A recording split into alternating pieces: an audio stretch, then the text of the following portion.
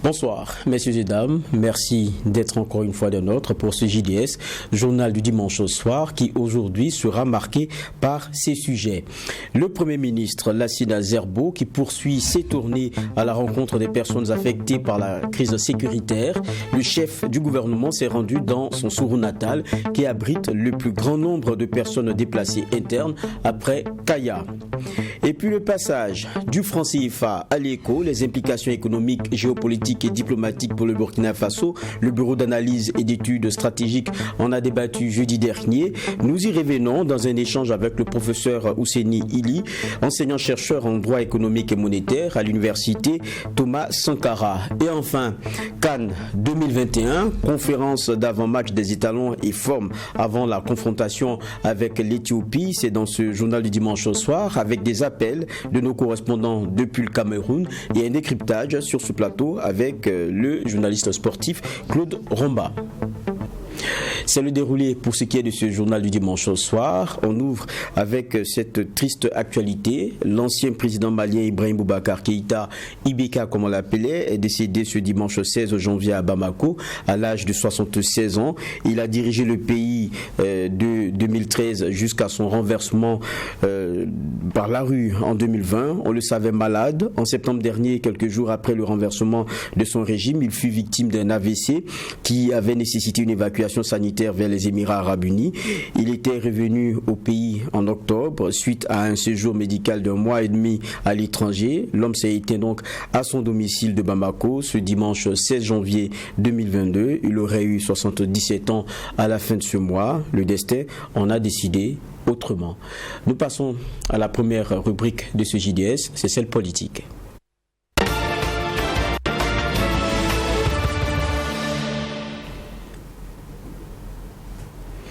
Cette actualité que nous annoncions d'ailleurs en titre, le Premier ministre Lassina Zerbo était en tournée le 15 janvier, c'est-à-dire hier, dans la province du Sourou, sa province natale. Il a rendu visite aux personnes déplacées internes et aux forces de défense et de sécurité engagées dans la lutte contre le terrorisme.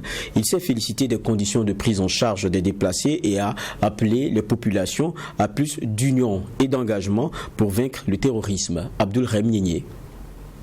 Accompagné des ministres en charge des armées, de la sécurité et de l'action humanitaire, le Premier ministre s'est imprégné de la situation des déplacés internes dans la ville de Tougan. Après avoir échangé avec ces personnes déplacées internes, Lassina Zerbo se dit satisfait de leur prise en charge. Il a donc félicité le ministère en charge de l'action humanitaire pour les efforts consentis. Le chef du gouvernement a profité de l'occasion pour appeler les populations à plus de solidarité pour vaincre l'ennemi. C'est un message de solidarité, de cohésion entre eux. Et c'est ce que le chef de l'État a envoyé comme message pour dire soyons solidaires pour combattre et vaincre le terrorisme. Sans solidarité, nous n'allons pas réussir. Laissons nos divergences de côté un temps soit peu. Et moi, je suis content de retrouver Tougan et de savoir que les gens sont mobilisés pour qu'il y ait la paix, la sécurité dans cette région. On n'a pas beaucoup de temps.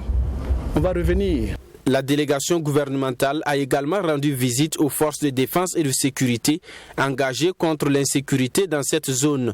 Le Premier ministre a réitéré l'engagement de son gouvernement à mettre les moyens à la disposition de ces hommes pour la réussite de leur mission de sécurisation du territoire. Le message il est d'abord venu du général Saint-Poré Aimé.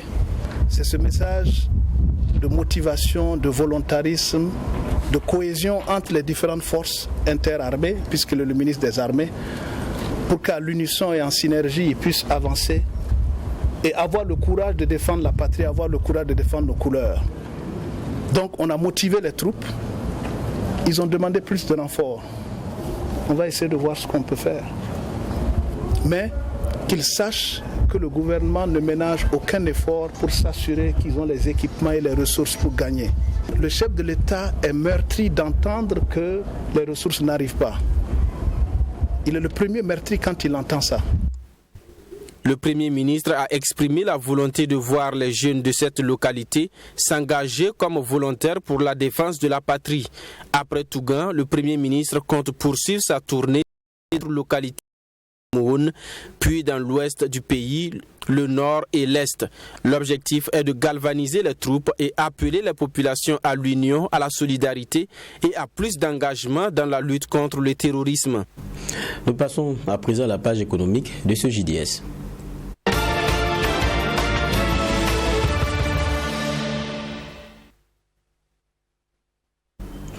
Les implications du passage du franc CFA à l'éco, c'était sous ce thème que le Bureau d'analyse et d'études stratégiques a organisé jeudi dernier une conférence publique et celle-ci a relancé donc le débat sur l'éco, la monnaie unique indépendante de la CEDEAO et qui a permis aux participants d'identifier les implications économiques, géopolitiques et diplomatiques pour le Burkina Faso. Des mesures ont également été proposées pour tirer un meilleur profit de cette monnaie. Le point des conclusions de la conférence avec Maxime Jean-Eudes Bambara. Le passage du franc CFA à l'éco présente des implications économiques, politiques et diplomatiques pour le Burkina Faso. C'est ce qui ressort de cette conférence publique organisée par le Bureau d'analyse et d'études stratégiques, structure qui a pour mission de valoriser la fonction de recherche au sein du ministère de l'économie, des finances et du plan. Selon le conférencier Ousseini Ili, l'avènement de l'éco entraînera sur le plan géopolitique une diminution de l'influence française à travers la perte d'un de ses meilleurs instruments, le franc CFA, et permettra de ce fait l'accroissement des rivalités entre puissances internationales. Et pour le cas spécifique du Burkina Faso, l'avènement de l'éco présente des intérêts mais également des défis. Pour ce qui concerne les intérêts, le passage du franc CFA à l'éco va occasionner une augmentation de l'attrait de la zone par des investisseurs et des touristes. C'est donc dire que c'est une opportunité qui se présente pour les investisseurs et les exportateurs burkinabés. Selon le conférencier, le Burkina Faso gagnera également en prestige et en poids sur la scène internationale. Quant au défi, le pays des hommes intègres devra non seulement faire face à une dilution de la capacité d'influence à l'intérieur de la zone ouest africaine, mais aussi à une rude concurrence dans l'attraction des investisseurs. Par ailleurs, la concurrence dans la conquête des marchés à laquelle on assistera va faire naître un besoin accru d'expertise en politique monétaire et financière. Pour relever ces défis, des stratégies claires doivent être adoptées pour une diplomatie économique plus active. Aussi, des alliances stratégiques avec le secteur privé national doivent être scellées afin de faire naître des champions nationaux. Les actions doivent également aller dans le sens d'une stratégie de coalition avec les pays de structures économiques semblables comme le Mali, le Niger, le Togo, entre autres. Il serait par ailleurs important pour le conférencier de renforcer l'expertise nationale en matière de politique monétaire et financière. Aussi, pour mieux cerner ces défis et tirer le meilleur profit de ce changement, il serait par ailleurs souhaitable pour le Burkina Faso, selon le professeur Ousseini Ili, d'élaborer une stratégie nationale de passage du franc CFA à l'éco. Nous mettons donc les pieds dans les plats à travers à présent un échange sur ce plateau, une belle initiative, quoi qu'on dise donc de ce bureau d'analyse et d'études stratégiques. Donc on le rappelle, c'était jeudi dernier. Il y avait donc la question aussi d'identifier les implications économiques, le pan sur lequel c'est beaucoup plus appesanti notre reporter, c'était ce géopolitique et diplomatique pour ce qui est du passage du franc CFA à l'éco. Nous sommes sur ce plateau d'ailleurs avec le professeur Ousseini Ili, enseignant-chercheur en droit économique et monétaire à l'université Thomas Sankara. Bonsoir, professeur. Bonsoir. C'est un plaisir de vous recevoir. On vous avait tout à l'heure en image. Plaisir partagé. Et nous sommes aussi avec David Nana, avec qui on aborde les questions politiques dans ce JDS. Bonsoir, David. Bonsoir, Geoffroy Vara. Vous devez contredire, c'est les questions économiques. Économiques, c'est bien cela. Oh, mais vous savez, il y a beaucoup quoi qu'on dise de politique là-dedans, et puis c'est bien même le grand ensemble. On va commencer par la première question. On a vu tout à l'heure le reportage qui était assez intéressant avec ce qui était mené donc comme questionnement. Vous parliez justement de géopolitique au niveau sous-régional. Aujourd'hui, quelle est la place du Burkina? On n'est pas encore passé à l'éco, mais aujourd'hui, même dans le CFA, parce qu'on aura eu un mois à espace, on aura la CEDEAO, quel est le poids, quelle est la place du Burkina? Alors, je vous remercie. Alors, la géopolitique de la sous-région, effectivement, se déroule sur deux scènes. Il y a la scène UEMOA, la scène CEDEAO. Effectivement, pour l'instant, on n'est pas encore à l'éco. Donc, pour ce qui concerne la gestion de la monnaie, nous sommes sur la scène UEMOA. Et quand on analyse la géopolitique sur cette scène-là, il y a un acteur majeur qui domine la scène, c'est la Côte d'Ivoire, naturellement, puisque ce pays-là représente 40% de l'économie de l'UEMOA. C'est également le pays le plus riche, le pays le plus peuplé. Donc vous savez que cela, en termes de géopolitique, c'est les éléments déterminants, mais pas les seuls. Donc naturellement, ce pays-là est le pays leader, c'est le pays qui imprime l'orientation de la politique économique et surtout monétaire dans la sous-région. Pour ce qui concerne le Burkina, naturellement, il a son mot à dire, mais le Burkina est un acteur, j'allais dire, moyen dans cet espace-là, en termes en tout cas de politique monétaire. Mais si on regarde la géopolitique de manière globale, en intégrant les questions politiques, le Burkina a eu, à un moment donné, a été un acteur assez influent sur la scène géopolitique régionale, notamment si vous prenez certains moments de la présidence Compaoré, on a vu que le pays était très actif aussi bien sur le plan diplomatique mais également sur le plan militaire, ce qui veut dire que en réalité l'influence et la place d'un pays sur la scène régionale ou internationale n'est pas qu'économique. Il y a une certaine volonté, un certain leadership également qui est, mais malheureusement on a constaté que depuis un certain nombre d'années, l'influence du pays a beaucoup décéléré pour un certain nombre de raisons liées au leadership, liées également aux problèmes internes que le pays rencontre, notamment sécuritaires. D'accord. Alors peut-être que on reste toujours avec la géopolitique, c'est de revenir un peu sur les enjeux, ne pas géopolitiques, mais aussi diplomatiques, de ce passage du franc CFA là à l'éco, notamment pour le Burkina de façon particulière, mais de façon générale pour la sous-région. Alors pour la sous-région de manière générale, vous savez que le passage du CFA à l'éco, si ce passage se réalisait, parce que on a encore un gros point d'interrogation, vous savez qu'il y a eu plusieurs reports, mais on espère que cela viendra. Si par ce passage il y a, ça va changer le jeu des rôles, la place des acteurs dans la sous-région. Parce que vous savez que là, avec cette nouvelle monnaie, un autre acteur majeur, sinon très majeur qui arrive, le Nigeria, qui fait 70% de l'économie de la CEDEAO, plus de 50% de la population. Donc l'arrivée de cet acteur-là va nécessairement redistribuer les cartes dans la sous-région. Et vous avez également le Ghana, vous avez d'autres pays anglophones qui s'y ajoutent. Donc, naturellement, pour ce qui concerne le Burkina Faso, ça va amener à diminuer l'influence du pays, puisqu'on passe d'un espace plus petit à un espace plus grand. Donc, le poids du pays va diminuer. Donc, il va falloir développer d'autres stratégies pour pouvoir se repositionner. Maintenant, il y a également d'autres implications géopolitiques lié au fait qu'il y a des acteurs externes qui interviennent dans la région. Je pense par exemple à un pays influent comme la France, qui naturellement verrait sa place géostratégique dans la sous-région bousculée, compte tenu du fait qu'un de ses instruments majeurs d'influence, qui est le franc CFA, disparaîtra, et naturellement avec cette influence-là. C'est vrai qu'on parle ici de façon assez générale. Vous dites dans notre espace, on va dire comme ça, celui qui polarise tout, c'est bien le géant, mais ça il faut le mettre de façon relative, le géant ivoirien. Maintenant, quand on entre dans un espace plus grand, il y aura par exemple le Nigeria, peut-être le Ghana et tout, mais quelles peuvent être les conséquences pour un pays déjà comme le Burkina? C'est une perte en influence qui va s'affirmer encore plus. Absolument. Absolument, c'est une perte, mais c'est comme je l'ai dit, on peut mettre en place des stratégies pour répondre à cela. Parce que sinon, naturellement, le Burkina dans l'UEMOA a plus de voix que le Burkina dans la CEDEAO. Bien sûr, puisque il y a d'autres acteurs qui sont là, et en plus des acteurs traditionnels avec lesquels le pays travaille. Donc, naturellement, en termes d'influence, en tout cas, chose étant égale par ailleurs, l'influence diminue.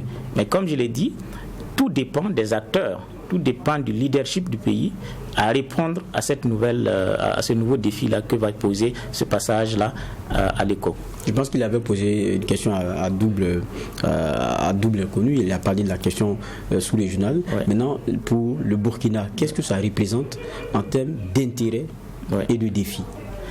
En termes d'intérêt, naturellement, c'est beaucoup plus économique. puisqu'on passe d'un espace de 80 millions de personnes, de consommateurs, à un espace de plus de 300, près de 400 millions, 386 millions exactement. Donc en termes d'espace, c'est assez important. Et le fait qu'il y aurait une seule monnaie qui circule dans l'espace va faciliter un certain nombre de choses, notamment en termes d'investissement, en termes de commerce. Et donc pour le Burkina, c'est pour un investisseur étranger, chinois, américain ou autre qui s'intéresse à la zone, c'est beaucoup plus d'opportunités pour cet investisseur-là. Et donc, pour le Burkina également, le Burkina va participer à cette compétition d'attraction des investisseurs étrangers, d'attraction des touristes. Donc, en termes économiques, en tout cas, le potentiel est là, mais également au plan politique, diplomatique, si l'espace est soudé, intégré, il aura beaucoup plus de poids vis-à-vis des acteurs externes, notamment les grandes puissances, puisqu'on aura une communauté avec une monnaie qui normalement, si elle est bien gérée, va être une monnaie forte. Et donc, cela participe également de la crédibilisation de la signature du pays à l'étranger, de son poids à l'étranger. Donc, il y a quand même un certain nombre d'intérêts, à la fois économiques, géopolitiques et politiques qui peuvent être retirés par le pays. Mais bien sûr, des défis également. Des défis. Mais en même temps, vous dites meilleure attractivité, beaucoup plus de possibilités. Mais en même temps, vous compétissez avec des plus que géants, parce que déjà dans l'espace dans lequel nous sommes, je parle du CEDEAO, du MOA, vous voyez, celui qui polarise tout, c'est la Côte d'Ivoire, pratiquement 40%. On a une vitesse de circulation de la monnaie qui est très intéressante là-bas, donc on attire pratiquement tout. Quand vous venez mettre le Ghana dedans, vous venez mettre le Nigeria dedans, ça veut dire que qu'est-ce qu'on a à offrir en matière d'alternatives, comment est-ce qu'on intéresse, c'est beaucoup de questions comme ça qui commencent à revenir dans la tête de gens. Est-ce qu'on ne va pas arriver à un genre de comment est-ce qu'on appelle ça, un genre de deux blocs à l'intérieur où il y a des riches qui s'enrichissent et des pauvres qui s'en profitent davantage? Oui, le risque est là, mais je pense que chaque acteur peut tirer son épingle du jeu, et notamment un acteur comme le Burkina Faso, contrairement à ce que l'on pense. Si vous regardez, nous avons, malgré la nature qui ne nous a pas beaucoup favorisé, nous avons, en tout cas dans l'espace, au moins l'un des secteurs privés les plus dynamiques. Voilà. Donc ça, c'est déjà un avantage. Quand vous regardez, on a déjà des entreprises qui s'exportent dans la région UOMOA. Donc, et je pense que le dynamisme du secteur privé, s'il est aidé par une alliance stratégique avec les politiques, le Burkina pourrait tirer son épingle du jeu. Sinon, effectivement, le risque est grand que les géants s'accaparent des parts du marché, des investisseurs, et que finalement les petits pays perdent. Ça, c'est effectivement ce risque, il est là. Et même quand vous prenez l'Europe, des petits pays comme la Grèce et autres ont dû souffrir de leur entrée dans la zone euro. Donc le risque est là, parce que quand on prend même rien que la gestion de la politique monétaire, la fixation des taux d'intérêt, la fixation de la valeur de la monnaie, tout cela, si des stratégies ne sont pas bien définies au niveau du pays pour que ces éléments-là soient définis, pour que ça prenne en compte notre économie, si le taux est fixé en tenant compte que de l'économie nigériane seulement, ça risque d'être comme en France, en Europe, où finalement c'était l'Allemagne et la France qui arrivaient à s'en sortir pendant que le petit pays perdait. Donc c'est pour ça que le pays doit être préparé avec une stratégie, avec des compétences, pour que dans les discussions qui concernent toutes ces questions-là, on puisse pousser à ce que les intérêts de l'économie du pays soient pris en compte. Vous dites ça assez bien. Peut-être, souvent on a trouvé certains d'autres pays se retrouvent avec des taux d'inflation difficiles à supporter. Oui, David? Peut-être que moi c'est une question. Vous avez dit qu'il y a le risque qu'on puisse se retrouver dans la situation dont évoquait M. Vaha. Est-ce que je vais dire, vous, en tant que technicien, comparativement à cette situation, cette nouvelle donne avec l'éco, parce qu'avec le CFA, il y a aussi certains risques que nous subissons. Vous, en tant que technicien, quelle situation préférez-vous entre l'éco et le CFA? Naturellement, je préfère l'éco, parce que l'éco, comme je l'ai dit, c'est un espace beaucoup plus grand. L'éco également en termes de fierté africaine, c'est une monnaie qui va être gérée entièrement par les Africains, parce que vous n'y aurez pas toutes les passions négatives qui sont avec laquelle le CFA est connoté. Donc, pour moi, aller de passer à l'éco va donner beaucoup plus d'autonomie dans la gestion de la politique monétaire aux États ouest-africains.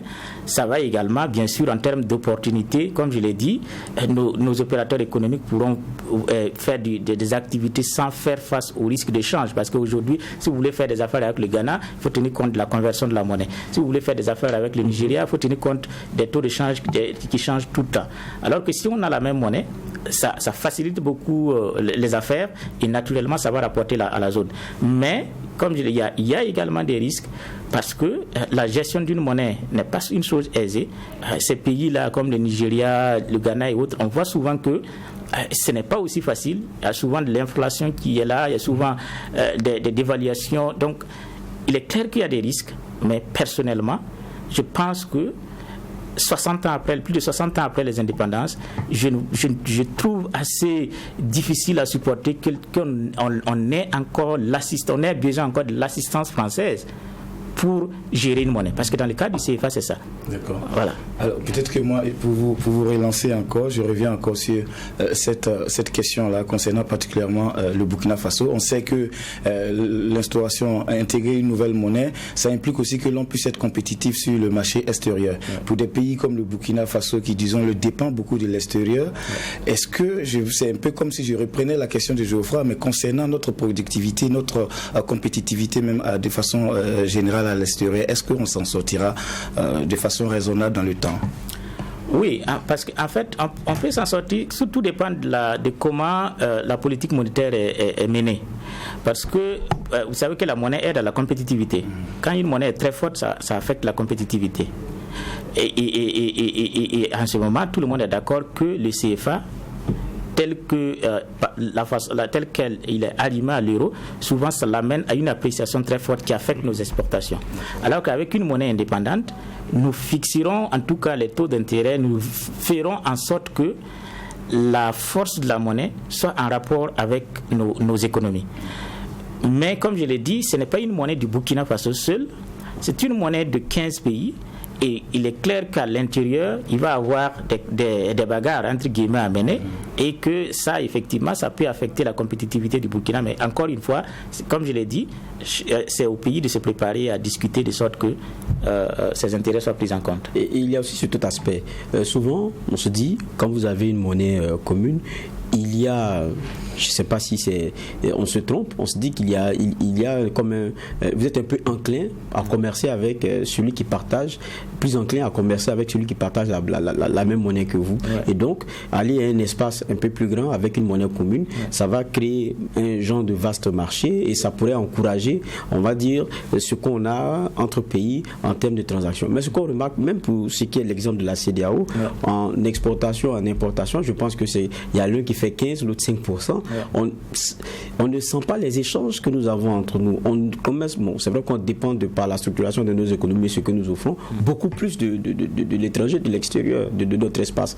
Est-ce qu'avec l'éco, ça pourrait changer la donne avec un Nigeria qui vient avec une économie plus diversifiée? Est-ce que ça pourrait changer beaucoup de choses? Ça pourrait changer. Ça pourrait changer, bien sûr. Ça va, naturellement, je pense que le commerce intra-CEDEAO va s'accroître avec l'éco, mais il ne faut pas s'attendre à un bouleversement total, parce que vous-même vous l'avez dit, les structures de nos économies font que jusqu'à présent, même si on voulait échanger entre nous, il y a des produits qui n'existent pas encore dans la sous-région, de sorte que avant de pouvoir trouver ces produits à l'intérieur, alors le plus souvent ce sont des produits vitaux qui coûtent très cher, donc en termes de valeur, il est clair qu'on va encore dépendre de l'étranger, mais avec le temps, si les investissements suivent, ça pourrait transformer les économies et puis le commerce intra-régional va s'augmenter avec. Il y a quelque chose d'intéressant dans ce que vous avez fait jeudi dernier en termes d'exercice, c'est poser le débat sur une question qui intéresse plus d'un. On a vu des marches, on ne veut pas du franc CFA, on veut de l'éco, on ne veut pas de l'éco, on veut plus de l'arrimage avec une certaine monnaie qui dépend d'un ancien colon ou quoi que ce soit. On a vu tous ces débats. Mais on a l'impression que les intellectuels que vous êtes, pour beaucoup, ne rentrez pas dans le même débat que nous. Vous êtes dans la partie élitiste, mais il n'y a pas que ça. Quand on prend la question de monnaie, même sur notre franc CFA, l'Assemblée française en discute.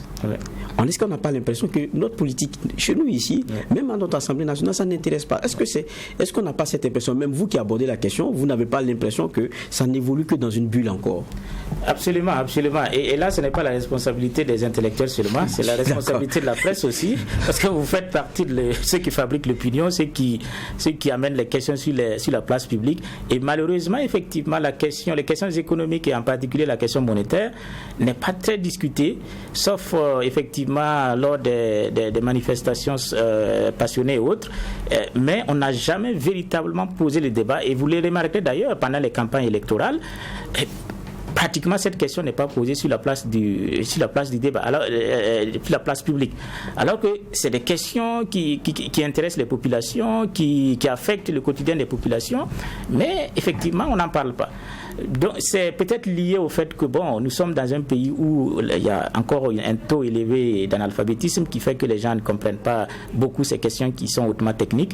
Mais je pense que il est temps effectivement que la population se saisisse et que le débat vienne sur la scène politique nationale.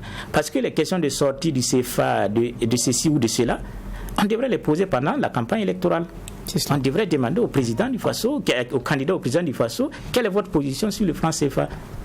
Mais ça, c'est des questions pratiquement qu'on ne pose pas. Alors que c'est des questions qui affectent souvent le quotidien des gens. Et donc, je pense que la responsabilité est partagée.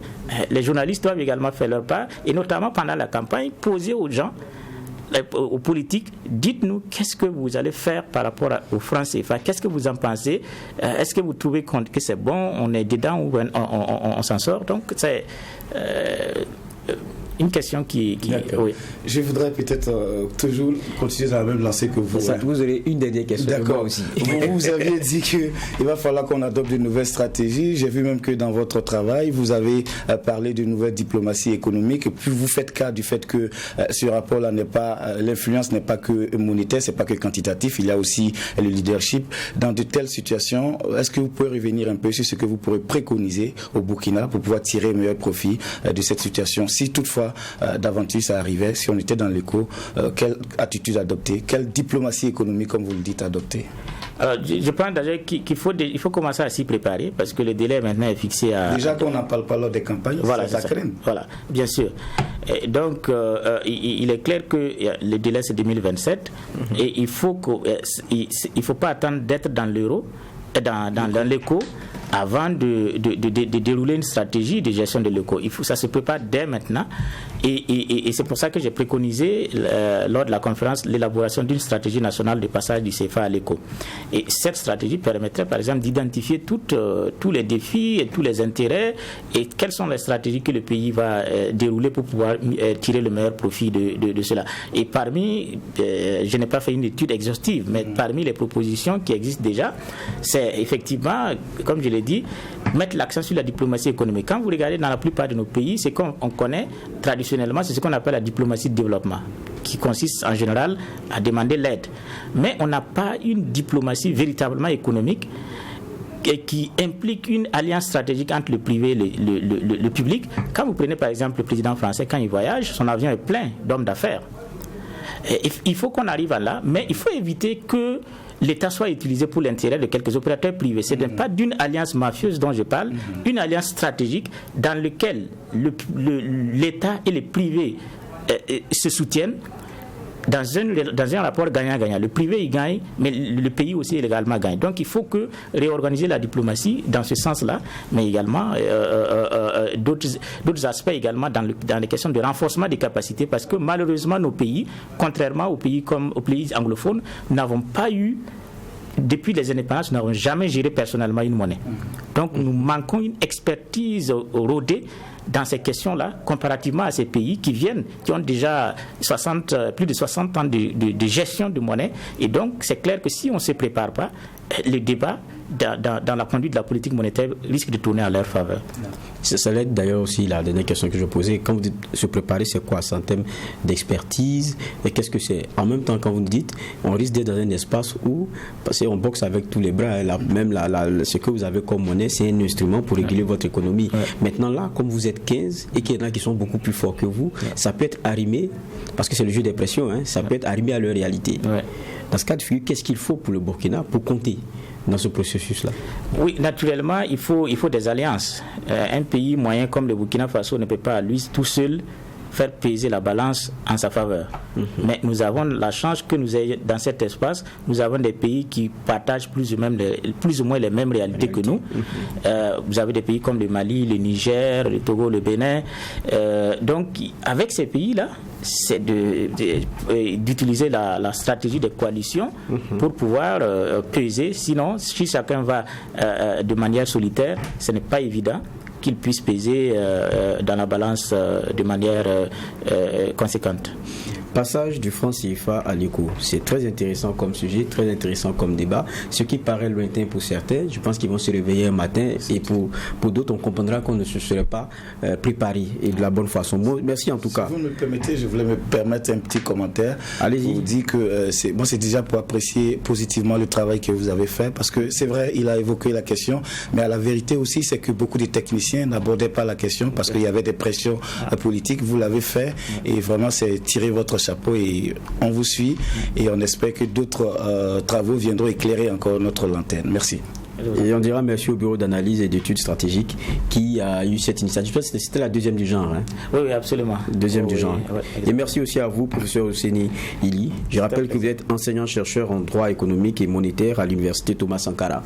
Les portes du JDS vous sont ouvertes parce que c'est très intéressant ce que vous apportez comme éclairage en termes de lanterne. Merci bien. C'est un plaisir. On va passer à une autre rubrique, c'est celle santé. Mais ça sera sans transition. On va parler de la fistule.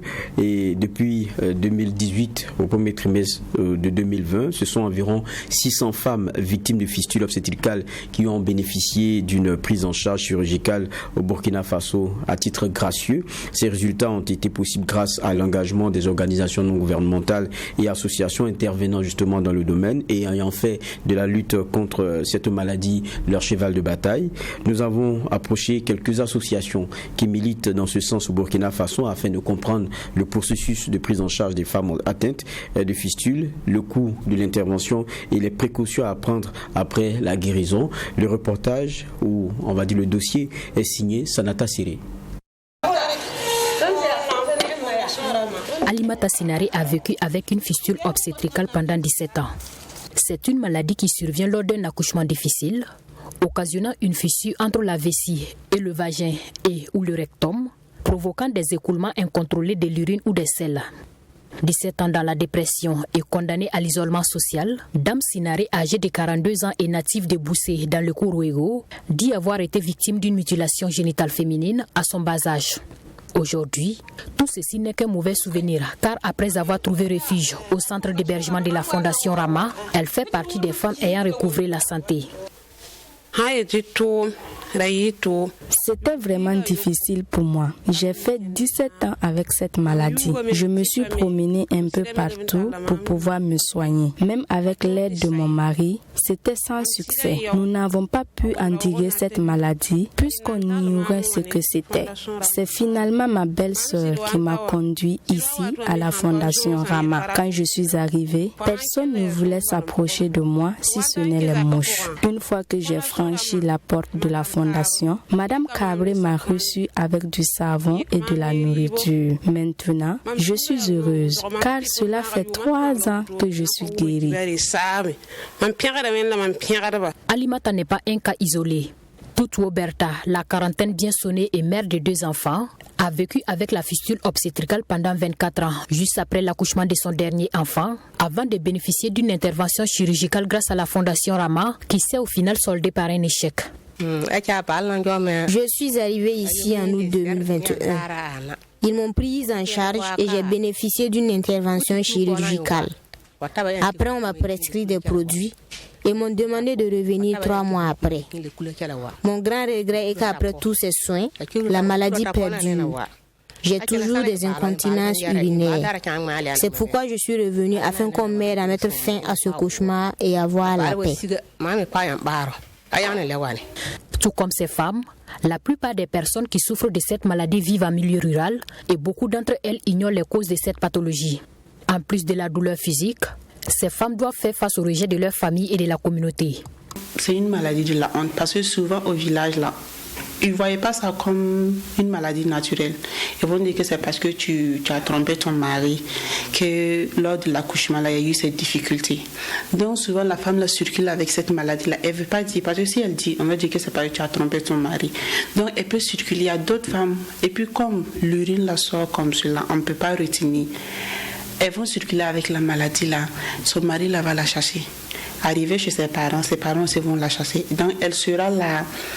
Elle tourne seulement, elle ne sait pas où aller. Le coût d'une intervention chirurgicale pour la prise en charge des cas de fistule obstétricale varie entre 300 et 500 000 francs CFA selon les spécialistes. Grâce à certaines associations et ONG au Burkina Faso, le pays a fait d'énormes progrès dans la prise en charge de cette maladie. De 2018 au premier trimestre de 2020, ce sont environ 600 femmes victimes de fistules obstétricales qui ont bénéficié d'une prise en charge chirurgicale à titre gracieux. Et le traitement consiste à rétablir l'intégrité de l'appareil urinaire en dissociant la vessie ou le rectum avec le vagin. La fistule obstétricale est complexe. Elle n'est pas aussi simple comme l'on dit. Et nous disons le plus souvent que l'opération de la fistule, ce n'est pas simplement aller fermer les trous comme on dit. Nous avons dit en concept que c'est un trou, c'est une communication. Mais cette communication-là n'est que la partie visible des lésions qui se produisent. Parce que du fait même du mécanisme de production de cette communication, il y a des lésions qui se produisent à d'autres niveaux. Donc le premier pas pour la réparation de la fistule consiste effectivement à réparer ce défect, cette lésion au niveau de la vessie et du vagin pour fermer les trous. Au centre d'hébergement de la Fondation Rama, la prise en charge consiste d'abord à accueillir ces femmes et soigner les maladies opportunistes avant l'intervention chirurgicale selon la fondatrice. Le fait que les urines coulent et puis elle se dit que c'est parce que je bois beaucoup d'eau que les urines coulent. Donc elles refusent de boire l'eau. Donc quand elles arrivent ici, des fois elles sont déshydratées. Donc il faut vraiment les prendre en charge. Les maladies opportunistes également, il y a au niveau des entrejambes, comme les urines coulent, les selles coulent, elles ont des plaies. Donc il faut prendre en charge tout ça. Donc il faut faire toutes ces prises en charge-là avant de les amener vraiment vers un centre médical avec antenne chirurgicale pour les faire opérer. Tout est gratuit parce que il y a le ministère de la Santé et l'UNFPA qui nous soutient dans ce sens. La Fondation Ramadi contribue avec l'accompagnement de ses partenaires financiers à la prise en charge chirurgicale d'environ 200 patientes tout en leur redonnant le sourire. Comme quoi, une nouvelle vie est possible après la fistule obstétricale. Et de 2018 à nos jours, environ 300 femmes ont pu avoir accès au traitement par le biais de l'association Renaissance du docteur Itengre Ouedraogo. Après l'intervention, il est recommandé à ces femmes un repos d'environ 1 mois avant toute activité physique et une abstinence sexuelle de 2 mois. Pour éviter de contracter de nouveau la maladie, il est conseillé aux femmes de respecter le calendrier des consultations prénatales, éviter les accouchements à domicile et renoncer à l'excision et les mariages précoces. Après ce bel élément de Sanata Siri, nous allons passer à la dernière rubrique de ce JDS et c'est la partie sport.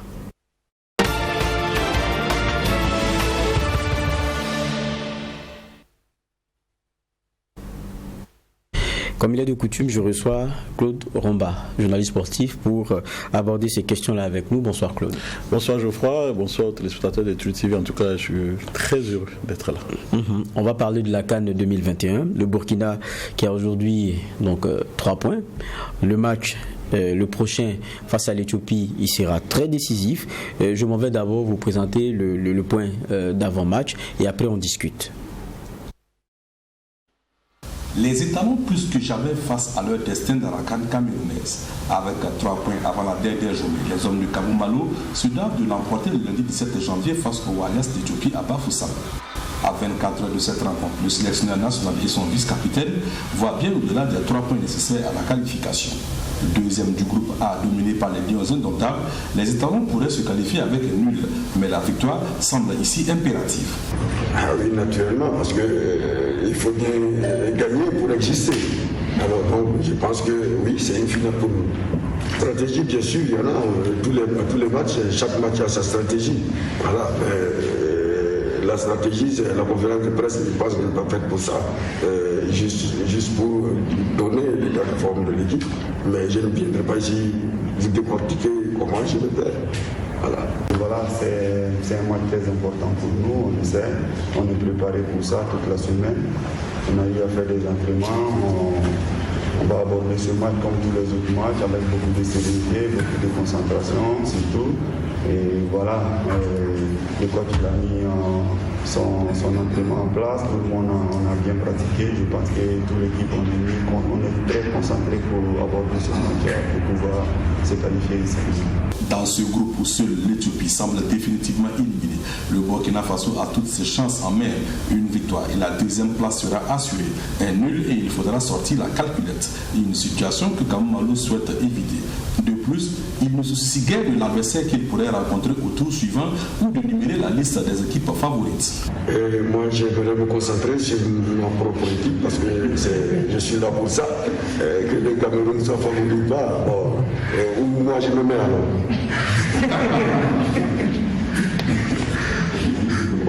Si Kamou Malo récupère Bertrand Traoré, Tango Ouattara, Soumaïla Ouattara et Saïdou Semporé, il perd cependant un élément important de son groupe, le portier Hervé Kofi, testé positif à la Covid-19. Sans être rédhibitoire, ce forfait porte un sacré coup à l'équipe, mais qu'à cela ne tienne, les étalons comptent en leur sein 3 autres gardiens prêts à prendre la relève, Babayou Sawadogo, Farid Ouedraogo et Kylian Nikiema. Un élément donc signé John William Somda, notre envoyé spécial au Cameroun dans le cadre de cette CAN 2021.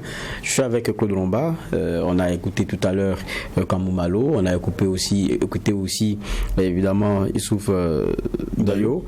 Quand on regarde, il y a ce qu'on veut partager comme sérénité, ça c'est vrai et tout, mais il y a cette mauvaise nouvelle quand même qui tombe. Le gardien, quoi qu'on dise, c'était notre assurance arrière, c'est celui sur qui on compte lorsque ça ne va pas. Et jusqu'à présent, il nous a sauvé de beaucoup de mauvaises situations.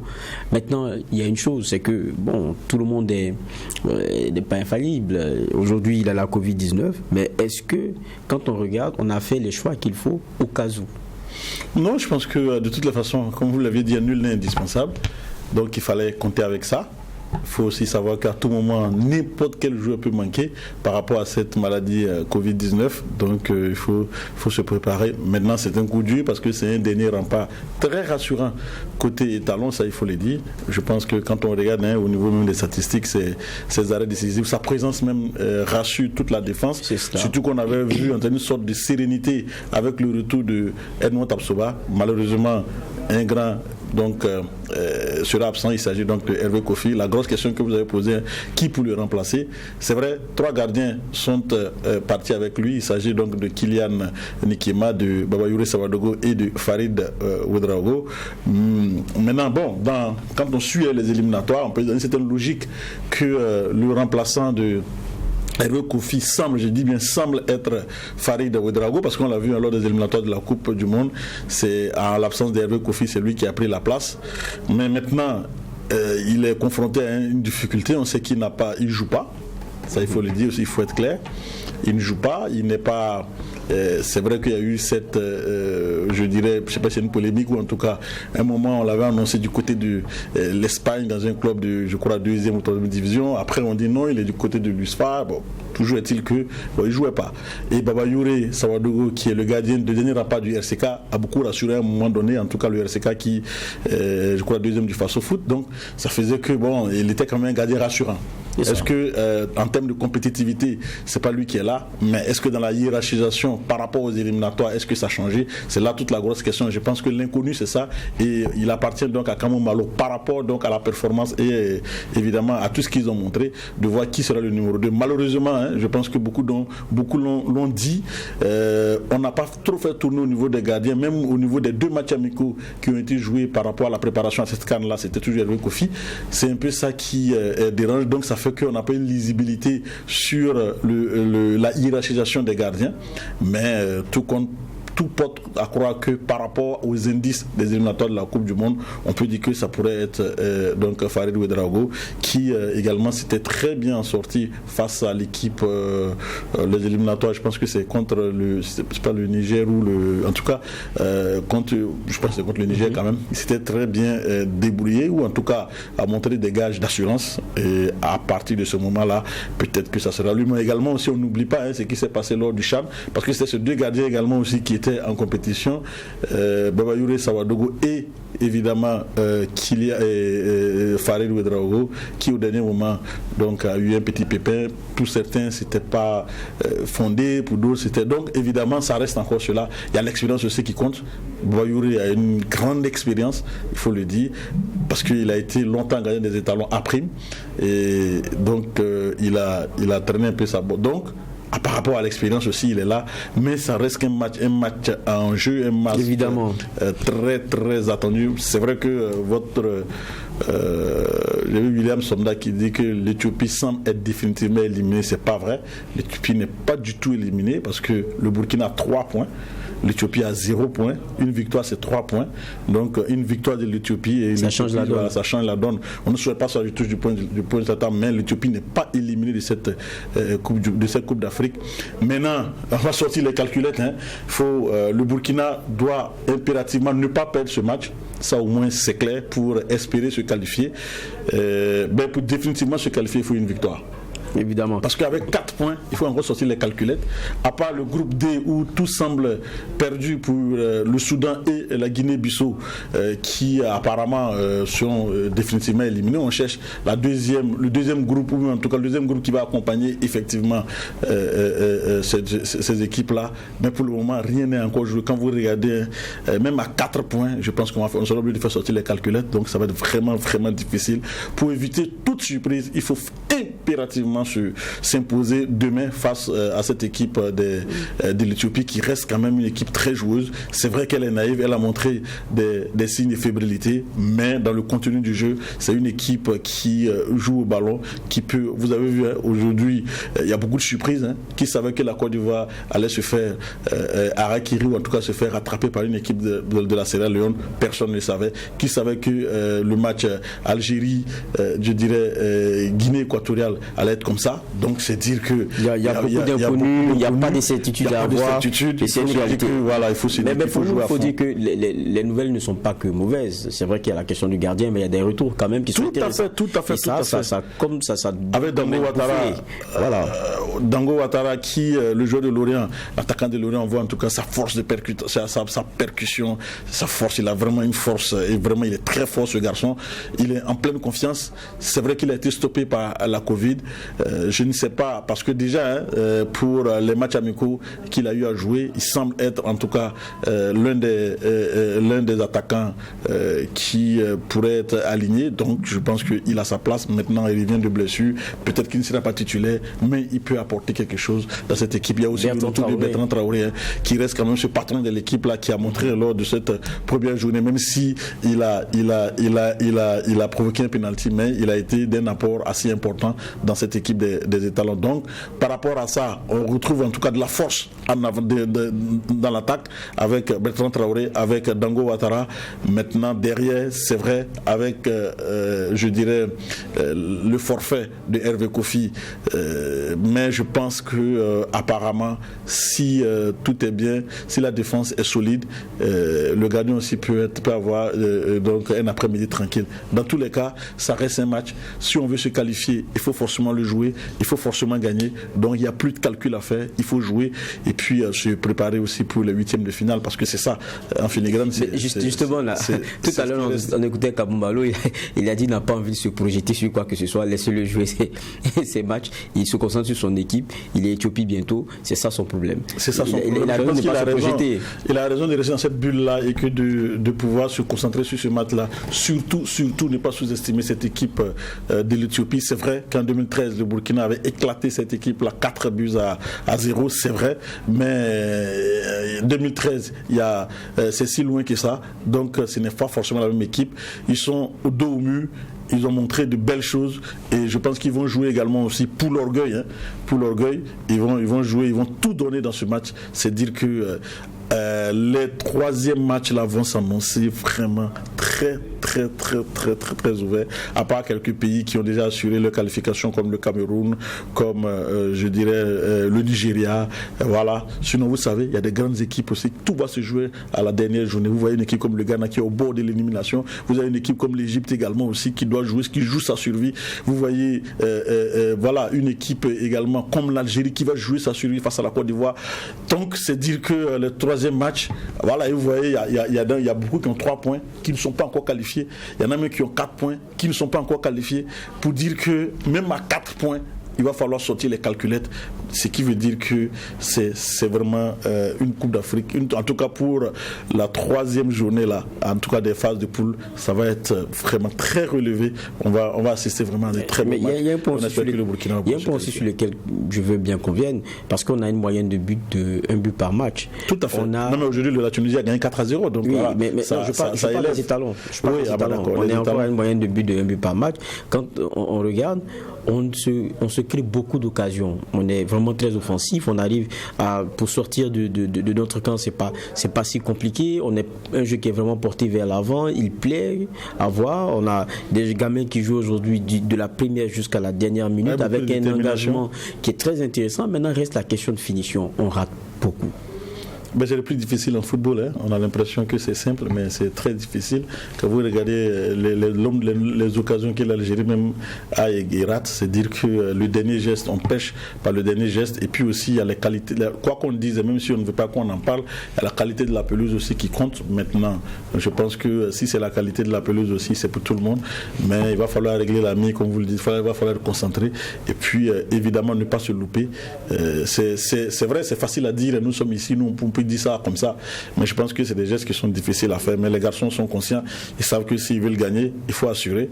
Et à l'image donc de Hassan Bandé qui a assuré de la poitrine, il faut le faire, il faut assurer ses gestes, il faut être lucide, il faut être concentré du début à la fin.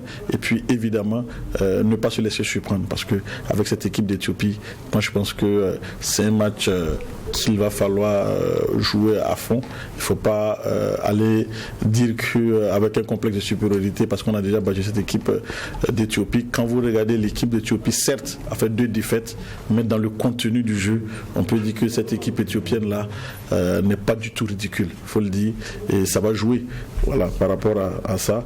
Et c'est fini. Donc voilà, vous voyez l'Algérie qui perd face à la Guinée équatoriale, c'est dire que, comme je l'ai dit tantôt, ça va se jouer au dernier match. Il n'y a pas de grand, il n'y a pas de petit. Voilà, c'est ce que je voulais dire, il n'y a plus de petit.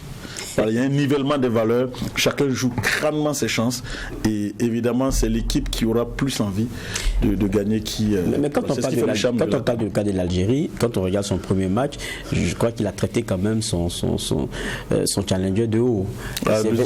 C'est carrément vers les dernières minutes qu'on commence à courir derrière la victoire, et on se rend compte que il n'y a pas de complexe en face. C'est vrai que l'Algérie connaît beaucoup de difficultés dans les premiers tours. Généralement, c'est une équipe qui a des difficultés, même si elle a remporté la CAN dans l'édition dernière, qui connaît beaucoup de difficultés dans les matchs, dans les phases de poule. Donc, je pense que ça reste fidèle à sa philosophie. Mais comme vous savez, les grandes équipes ne meurent jamais. Jusqu'à la dernière minute, peuvent se sublimer. Et je pense que l'Algérie aussi, qui aime l'adversité et qui aime les gros challenges, va jouer à fond le match contre la Côte d'Ivoire. La Côte d'Ivoire qui a 4 points, qui peut se contenter d'un nul, mais l'Algérie, par rapport à ce dernier match, match-là ne peut pas se contenter d'une erreur, a impérativement besoin d'une victoire pour avoir 4 points et pouvoir espérer être soit parmi les meilleurs troisièmes ou en tout cas espérer pouvoir se qualifier. Ce qui veut dire que là également, ça va s'annoncer assez ouvert et tendu également. C'est dire que ceux qui se sont pas amusés, mais c'est dire que la CAN est d'un niveau assez relevé. Évidemment, et nous qui ne devrions pas aussi faire de calcul, demain il faut la victoire, parce que quand on regarde ailleurs, même avec 4 points, c'est pas sûr que vous ne soyez pas tout de suite avec 4 points, meilleurs troisièmes. Avec 4 points, c'est pas évident d'être maintenant. Si le Burkina Faso se qualifie, on peut se projeter si vous voulez, si le Burkina Faso se qualifie en tant que deuxième, donc va croiser le deuxième du groupe C, c'est-à-dire le groupe du Maroc, Ghana, Gabon, ou en tout cas va croiser dans tous les cas de figure, si le Burkina soit deuxième ou meilleur troisième, donc croisera le groupe B, Sénégal-Guinée, ou le groupe C, Maroc, Ghana, Gabon. Voilà un peu les adversaires en huitième de finale. Si les étalons vont en huitième de finale, voilà un peu les adversaires. On se projette un peu vite parce qu'on est optimiste, on est confiant par rapport à la victoire. C'est pas du chauvinisme, hein, il faut le dire, c'est aussi ça. On espère en tout cas que cela va être. Mais c'est un match de football aussi. Il faut être très prudent. Mais je pense que d'une façon générale, ça doit pouvoir aller pour les hommes de Kamou-Malo, même si on va trembler un peu. Même je pense que ça. C'est tout ce qu'on peut donc espérer une victoire pour demain face à l'Éthiopie. Merci bien, Claude Romba, d'être passé sur ce plateau. À vous, Geoffroy. Et cela met aussi le point final à ce JDS, journal dimanche soir que j'ai eu plaisir à présenter. On vous donne rendez-vous donc dimanche prochain. Et d'ici là, portons-nous bien.